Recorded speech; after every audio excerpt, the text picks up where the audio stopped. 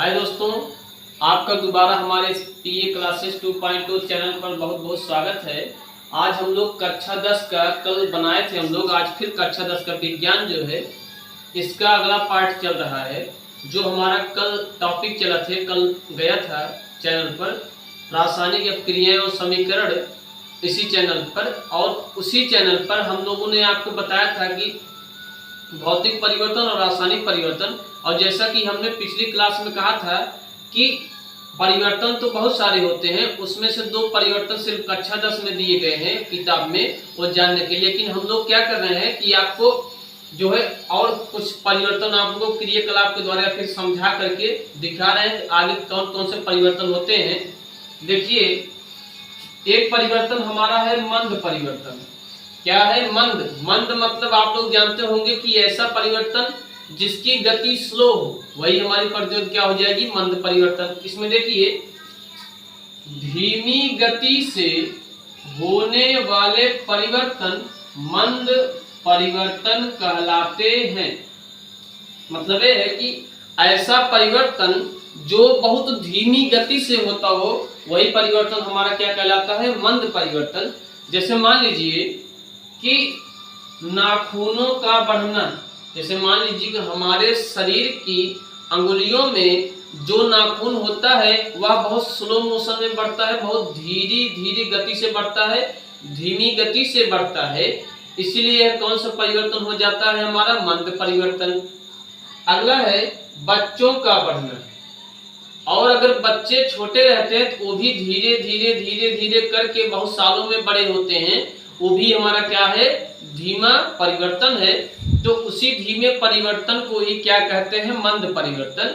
मंद परिवर्तन मतलब ये है कि धीमी गति से होने वाले परिवर्तन मंद परिवर्तन कहलाते हैं। नाखूनों का बढ़ना हो गया, बच्चों का बढ़ना हो गया। जैसे छोटे अगर पौधे हम लोग लगा देते हैं तो छोटे पौधे धीरे धीरे धीरे धीरे करके जब बड़े होते हैं, पेड़ के रूप में बन जाते हैं, तो वो भी क्या है? एक प्रकार से मंद परिवर्तन है। आगे देखिए, हमारा जो अगला हेडिंग है तीव्र परिवर्तन। तीव्र परिवर्तन मतलब ऐसा परिवर्तन है तेज गति से होने वाले परिवर्तन को तीव्र परिवर्तन कहते हैं। मतलब ये है कि ऐसा परिवर्तन जो बहुत तेजी गति से होता है, तेज गति के साथ होता है, वही परिवर्तन क्या कहलाता है हमारा दोस्तों? तीव्र परिवर्तन। तो तीव्र परिवर्तन में ही है कि तेज गति से होने वाले जितने भी परिवर्तन होते हैं वही हमारे क्या होते हैं?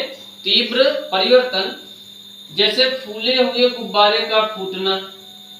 आप लोग अगर एक गुब्बारा फुला दें और उस गुब्बारे में अगर हल्का सा भी पिन चुभा दें या कोई चीज चुभा दें तो वह गुब्बारा फूट जाता है, या फिर उसको थोड़ा सा दबा दें तभी फूट जाता है।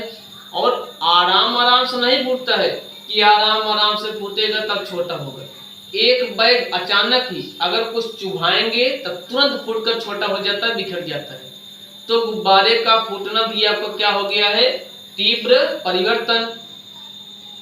दूध का फटना। जैसे मान लीजिए दूध है, उसमें आप लोग नींबू अगर डाल दें, नींबू का रस डाल देते हैं जब नींबू निचोड़ करके, तब भी दूध जो फट जाता है वो भी कैसा परिवर्तन है? तीव्र परिवर्तन है, तेज गति से होने वाला परिवर्तन है। अगला परिवर्तन है आपका अनुकूल परिवर्तन। अनुकूल का मतलब ये होगा उपयोगी तथा लाभदायक परिवर्तन अनुकूल परिवर्तन कहलाते हैं। मतलब ये है कि ऐसे परिवर्तन जो हमारे लिए, हमारे जीवन के लिए, भविष्य के लिए उपयोगी हैं और हमारे स्वास्थ्य के लिए, जीवन के लिए हर एक प्रकार से क्या है? लाभदायक भी हैं, वही परिवर्तन क्या कहलाते हैं? अनुकूल परिवर्तन कहलाते हैं। जैसे मान लीजिए खाना पकाना। आप लोग किसी बर्तन में अगर चावल, दाल या फिर कोई भी पदार्थ हो, उसको आप लोग अगर पकाएंगे तो वह भी हमारे लिए एक प्रकार से होता है फायदेमंद होता है, फायदा करता है हमारे शरीर के लिए। जब हम लोग उसको खाते हैं, यूज करते हैं, तो ये परिवर्तन क्या है? हमारे अनुकूल परिवर्तन है खाना पकाना। आम का पकना। अगर आम पकेगा तो क्या वह हमारे लिए लाभदायक नहीं है, नुकसानदायक है? नहीं दोस्तों, हमारे लिए आपका पढ़ना क्या है, एक प्रकार से लाभदायक है दोस्तों, समझ में आई बात ना। तो इसी प्रकार से हमारा एक है पहला मंद परिवर्तन कि धीमी गति से होने वाले परिवर्तन मंद परिवर्तन है। अगला है तीव्र परिवर्तन, मतलब कि तेज गति से होने वाले जितने भी परिवर्तन होते हैं वो कैसे परिवर्तन है, तीव्र परिवर्तन है। अगला है हमारा अनुकूल परिवर्तन, उपयोगी तथा लाभदायक परिवर्तन क्या कहलाते हैं, अनुकूल परिवर्तन। आगे भी परिवर्तन देखिए अभी बाकी है, वो भी देख लीजिए दोस्तों। देखिए दोस्तों, इसी श्रेणी में परिवर्तनों की श्रेणी में हम लोग आगे बढ़ रहे हैं कि हमारे पास अनुकूल परिवर्तन हो गया था कि ऐसा परिवर्तन जो हमारे जीवन के लिए, भविष्य के लिए, हमारे लिए उपयोगी हो और लाभदायक हो, अनुकूल परिवर्तन है। और उसी प्रकार से एक और परिवर्तन जिसको कहते हैं प्रतिकूल परिवर्तन। अनुपयोगी मतलब कि ऐसा परिवर्तन जो हमारे लिए उपयोगी न हो, तथा हानिकारक परिवर्तन प्रतिकूल परिवर्तन कहलाते हैं। मतलब कि ऐसा कुछ परिवर्तन होता है जो हमारे लिए, जिनका हमारे जीवन के लिए किसी भी प्रकार से कोई महत्व नहीं है, वही परिवर्तन क्या कहलाते हैं, प्रतिकूल परिवर्तन, या फिर हमारे क्या कहलाएंगे, अनुपयोगी तथा हानिकारक परिवर्तन। तो प्रतिकूल परिवर्तन में देखिए, अनुपयोगी तथा जो उपयोगी ना हो वही अनुपयोगी होता है, तथा हानिकारक जो लाभदायक ना हो वही हानिकारक होता है। परिवर्तन प्रतिकूल परिवर्तन कहलाते हैं। जैसे मान लीजिए लोहे में जंग लगना। अच्छा बताइए कि क्या लोहे में जंग लगना हमारे लिए क्या है, उपयोगी है, हमारे लिए फायदेमंद है, लाभदायक है? नहीं। लोहे में जंग लगना हमारे लिए, पूरे समाज के लिए, सबके लिए क्या है, हानिकारक परिवर्तन है, अनुपयोगी परिवर्तन है। इसी परिवर्तन को कहते हैं प्रतिकूल परिवर्तन। जो हमारे लिए अनुकूल ना हो, प्रतिकूल हो, वही हमारे लिए क्या हो जाएगा, प्रतिकूल परिवर्तन। आगे देखिए, एक और परिवर्तन है परिवर्तनों की श्रेणी में आगे बढ़ते हुए हम लोग, नियमित परिवर्तन। जो नियम के अनुसार चलता है वही परिवर्तन क्या कहलाता है, नियमित परिवर्तन। तो ऐसा परिवर्तन जो हमारे नियम के अनुसार चले वही परिवर्तन क्या कहलाता है, नियमित परिवर्तन। उसमें देखिए, निश्चित समय पर लगातार होते रहने वाले परिवर्तन नियमित परिवर्तन कहलाते हैं। मतलब यह है कि ऐसा परिवर्तन जिनके लिए कुछ निश्चित टाइम फिक्स है, कुछ निश्चित समय फिक्स है कि यह परिवर्तन इस समय को होने वाला है, इस समय होगा, भविष्य में भी निश्चित है कि इस समय में होगा परिवर्तन, वही परिवर्तन क्या कहलाता है, आपका नियमित परिवर्तन। नियम के अनुसार जो डेली का डेली हो रहा है। जैसे मान लीजिए रात और दिन का होना, तो आपको पता होगा कि यह एक निश्चित टाइम पर, निश्चित समय पर हमारे लिए भी क्या है, अनुकूल परिवर्तन भी है, और नियम के अनुसार जो होता है निश्चित समय पर होता है, यही परिवर्तन क्या कहलाएगा, नियमित परिवर्तन। तो निश्चित समय पर लगातार होते रहने वाले परिवर्तन क्या होते हैं, नियमित परिवर्तन। रात और दिन का होना, सूर्य का निकलना, समझ में आया दोस्तों। तो आगे भी देखिए इसी श्रेणी में परिवर्तनों को देखिए दोस्तों। परिवर्तनों की श्रेणी में आगे बढ़ते हुए अगला हमारा परिवर्तन है अनियमित परिवर्तन। अनियमित परिवर्तन वे परिवर्तन जिनका समय निश्चित नहीं होता है, अनियमित परिवर्तन कहलाते हैं। मतलब ये है कि इनके लिए कोई नियम मायने नहीं है कि कब आएंगे कब जाएंगे। जैसे कुछ लोग होते हैं जो बिना नियम होते हैं, नियम कानून को कुछ पता नहीं, बाद में वही जाकर दिक्कत करते हैं, खुद भी दिक्कत में रहते हैं, दूसरों को भी दिक्कत में करते हैं।